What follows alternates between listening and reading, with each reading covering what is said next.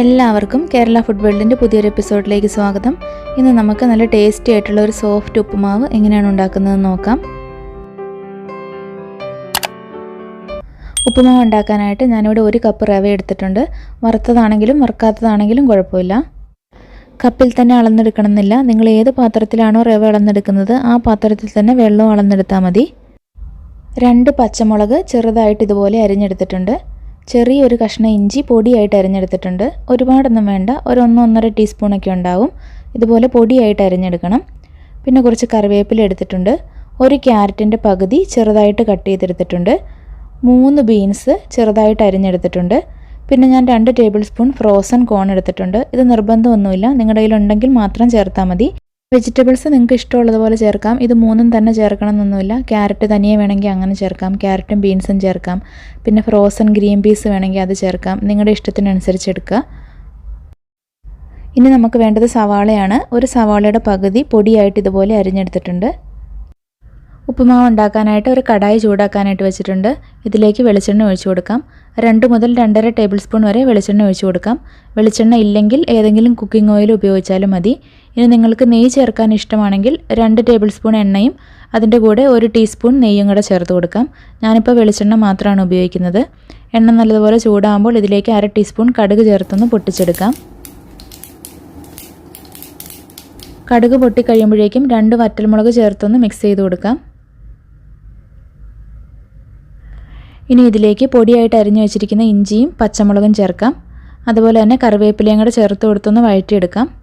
ഇഞ്ചിയുടെ പച്ചമണം മാറുമ്പോഴേക്കും ഇതിലേക്ക് സവാള പൊടിയായിട്ട് അരിഞ്ഞു വെച്ചിരിക്കുന്നത് ചേർത്ത് കൊടുക്കാം. ഇനി ജസ്റ്റ് ഒരു 10 സെക്കൻഡ് ഒന്ന് വഴറ്റിയെടുക്കാം. ഒരുപാട് നേരം അങ്ങ് വഴറ്റേണ്ട ആവശ്യമൊന്നുമില്ല. ഇനി ഇതിലേക്ക് ക്യാരറ്റും ബീൻസും കട്ട് ചെയ്ത് വെച്ചിരിക്കുന്നത് ചേർത്ത് കൊടുക്കാം.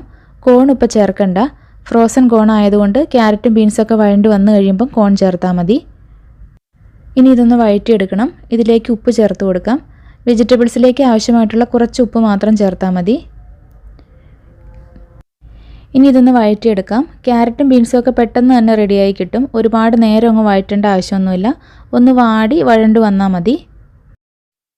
ഇപ്പോൾ ക്യാരറ്റും ബീൻസും ഒക്കെ വഴണ്ട് വന്നിട്ടുണ്ട്. ഇതിലേക്ക് നമുക്ക് റവ ചേർത്ത് കൊടുക്കാം. ഇതിപ്പോൾ വറുത്ത റവയാണ് ഞാൻ എടുത്തിരിക്കുന്നത്. എന്നാലും ഇതൊന്നും കൂടി ഒന്ന് വറുത്തെടുക്കണം. 1 കപ്പ് റവയാണ് ചേർത്ത് കൊടുക്കുന്നത്. ഇനി മീഡിയം ഫ്ലെയിമിലിട്ടിട്ട് കണ്ടിന്യൂസ് ആയിട്ട് ഇളക്കി കൊടുത്ത് ഇതൊന്ന് റോസ്റ്റ് ചെയ്തെടുക്കണം. 1/4 കപ്പ് തേങ്ങ ചിരകിയതും കൂടെ ചേർത്ത് കൊടുക്കാം. നിങ്ങൾക്ക് തേങ്ങ ചേർക്കാൻ ഇഷ്ടമില്ലെങ്കിൽ ഇത് സ്കിപ്പ് ചെയ്യാം കേട്ടോ, ഇത് ഓപ്ഷണലാണ്. തേങ്ങ ചിരകിയത് റവ ചേർക്കുന്നതിന് മുന്നേ ചേർക്കുന്നതാണ് ഒന്നുകൂടി നല്ലത് കേട്ടോ, ഞാൻ അത് മറന്നുപോയി. അതുപോലെ തന്നെ ഫ്രോസൺ കോണും ഞാൻ ചേർക്കാനായിട്ട് മറന്നുപോയി. ക്യാരറ്റും ബീൻസും ഒന്ന് വാടി വന്നു കഴിയുമ്പോഴാണ് ഫ്രോസൺ കോൺ ചേർക്കേണ്ടത്.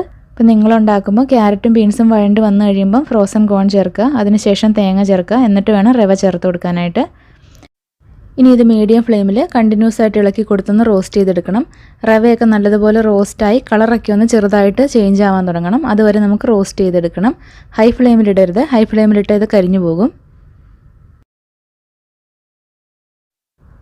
ഇപ്പോൾ റവയെല്ലാം നല്ലതുപോലെ റോസ്റ്റായി വന്നിട്ടുണ്ട്. നമുക്കിനി ഇതിലേക്ക് വെള്ളം ചേർത്ത് കൊടുക്കാം.